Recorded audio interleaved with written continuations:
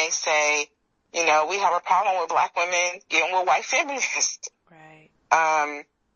And, you know, I am a feminist, and I understand when black men want to talk to us about that. And when we have dialogue about toxic black masculinity, we need to have open dialogue and be able to listen to them too when they try to say stuff to us about, you know, stop immediately getting with the white feminists, because there are some problems with just jumping in bed with that. I get that. So those are some things I'm writing about. And then you present on those things. Right. So I just like to write because I teach gender studies. And, but there is no pressure to write or publish. But like I was saying to you, I tell my students, I don't just teach this stuff. I like to keep doing. Yeah. And I like to go to conferences to hear new research and to be in dialogue with my colleagues. I want to stay an active sociologist because I tell my students, in most community colleges, the instructors are instructors. But I told them, and I have no problem with instructors who have master's degrees, but I told my students, I am a sociologist. I am a scientist. I have a PhD and I am a scholar. And I use my, you know, additional degree to do what I'm supposed to with it. That's why I opened a consulting firm, and that's why I continue to write and do research. That's awesome. That's awesome. And your students benefit from that, you know? Yeah, we've even started having symposiums at the community college level so our students can learn to do research. Wow. And UCLA just started the CC to PhD program. Do you hear about that? I did not. Yeah, they have the community college to PhD program where they're helping community college students get on a pathway to PhD. That's awesome. That's awesome. And I think it's awesome. I told my students, I said, do you know how much time you would have saved if someone had told you to start doing an annotated bibliography in community college and become a subject matter expert early and stop changing subjects each class? I mean, right. I mean, how amazing would that have been? Yep. That's true. Well, no, thank you. You, oh my gosh, that was very helpful. Okay, so I only have like a couple more questions for you because I could talk to you forever, but I know your time is precious. If you had one piece of advice to share with another black woman instructional faculty member who was just about to start the tenure process at a community college, what would you tell her?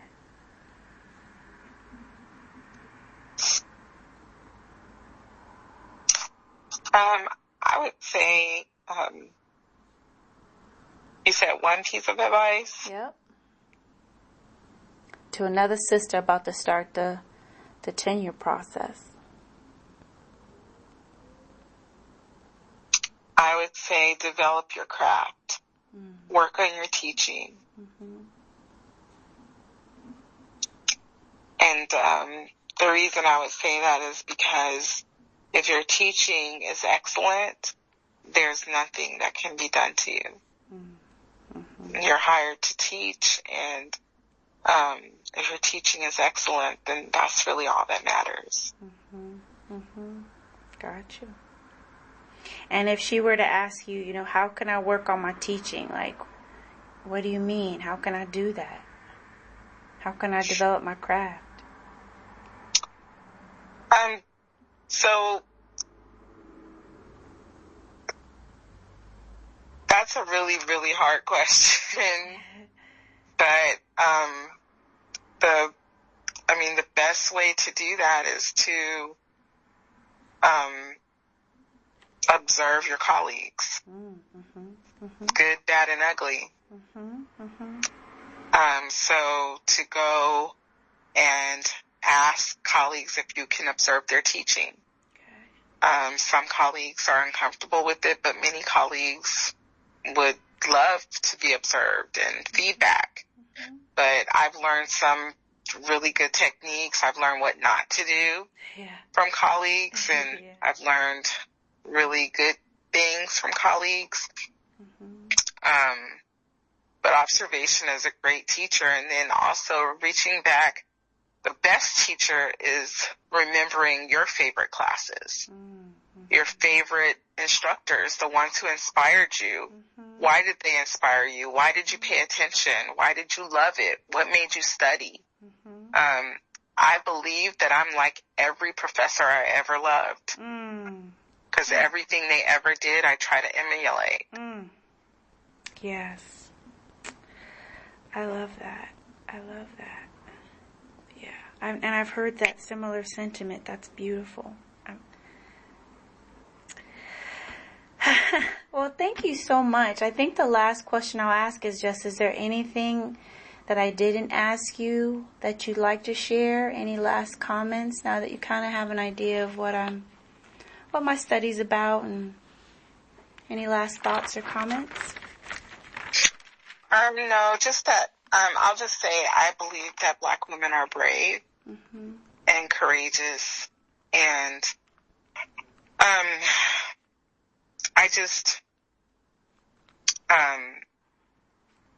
I know that, there's a lot that we face in the workplace and at home and in this society that people don't understand. And I know we hold in a lot that affects our wellness. And that's one thing that I worry about, Black women's wellness. Because we are strong women, but we are not made of steel. And so I worry that Black women hold a lot in and try to be too strong sometimes. And I'm really, really concerned about Black women's wellness, their emotional wellness and mental wellness. Yeah. I feel you on that. I didn't get a chance. I didn't ask you just because I'm being careful of time, but that has been one of my questions, as I typically ask the participants what self-care looks like for them. What does it look like for you? I mean, right now, self-care looks like I went on sabbatical, and not just for one semester where they would have paid me 100% of my salary, but I took 1 year where I lost 40% of my salary, so I'm only being paid 60%, which was like a $50,000 pay cut, but it was worth it. My family and I downsized so that I could take a 1 year sabbatical, and that was the self-care I needed after going through that debacle with the Republican Club. I needed that level of self-care and that much attention to my daughter and my family. And, I sleep in when I want. I went to Indian Wells for a retreat by myself.